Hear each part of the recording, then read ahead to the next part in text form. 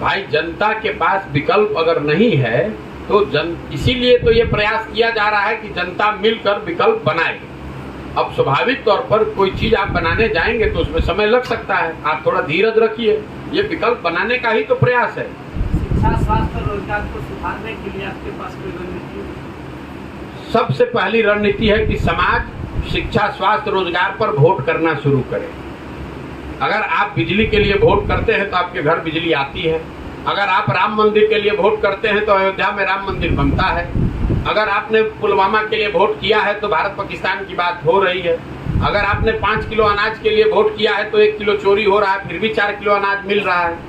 तो अगर बिहार में लोग शिक्षा, स्वास्थ्य, रोजगार के लिए वोट करेंगे तो बिहार में शिक्षा, स्वास्थ्य, रोजगार भी होगा।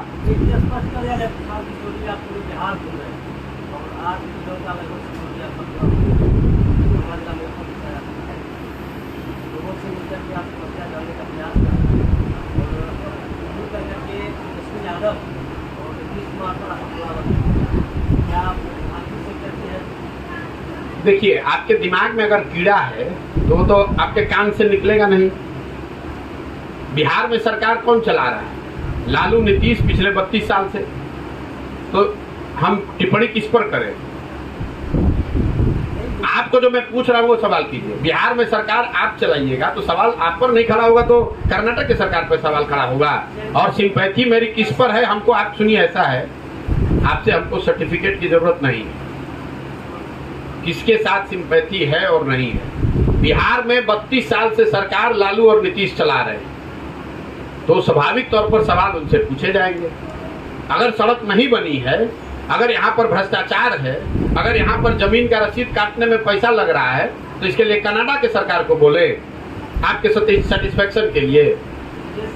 जनता से आपकी अपेक्षाएं क्या है? मेरी जनता से अपेक्षा बस इतनी है कि अगर आप अपने परेशानियों से बहुत दिनों से जूझ रहे हैं तो आप अपने और अपने बच्चों के भविष्य के लिए, उनके पढ़ाई के लिए और रोजगार के लिए वोट कीजिए।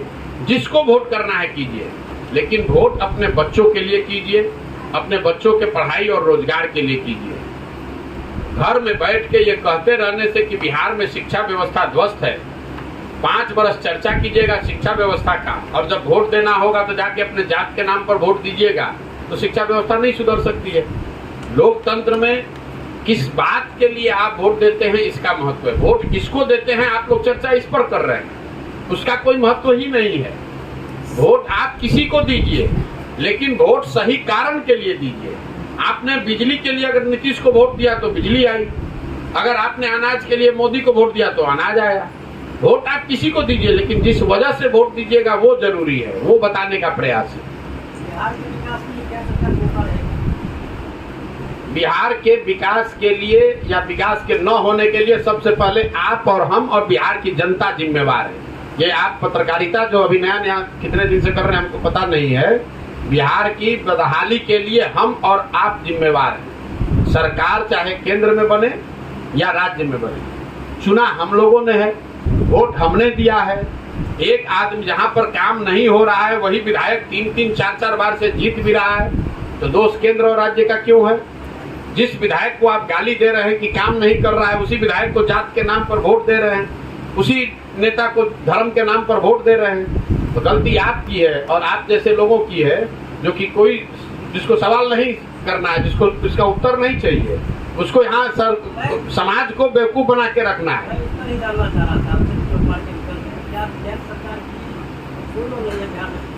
आप मतलब बकवास का कोई अंत ही नहीं है आपका। आप या तो बिल्कुल आप बकवास कर रहे हैं, इसलिए बकवास कर रहे हैं कि आप एक तो 9 महीने से मैं जो बोल रहा हूँ गांव-गांव जाकर उसको आपने सुना नहीं, देखा नहीं। मैंने आपके पत्रकार वार्ता में भी शुरुआत की 4 केंद्र सरकार की योजनाओं से, उस समय आप दिमाग रखे थे ताला बंद करके। आप पत्रकार सुनिए, आप पत्रकार वार्ता में आए हैं घर से ही सोच के कि हमको यही सवाल पूछना है। हमने केंद्र, यहाँ इतने लोग बैठे हुए हैं, हमने राज्य सरकार से पहले केंद्र सरकार की 4 योजनाओं की चर्चा की कि नहीं की? आपको तो वो भी नहीं मालूम है कि कई गो केंद्र सरकार का योजना चल रहा है, लेकिन भाषणबाजी करने की आदत है। यहाँ पर जो स्थिति है, नेता और समाज जितना जो बड़ा बेवकूफ है वही यहाँ पर बड़ा दिखता है। शर्ट के ऊपर गंजी पहन लिया तो उसको आप जैसे लोग बताते हैं कि यही जमीनी नेता है। नेता होने का मतलब यहाँ ये है कि उसको भाषा का ज्ञान ना हो, वो अनपढ़ आदमी हो, वो बदमाश हो, उसको समझ किसी चीज की ना हो, उसी को आप लोग नेता बनाते हैं। और वही काम यहाँ के लोगों का है।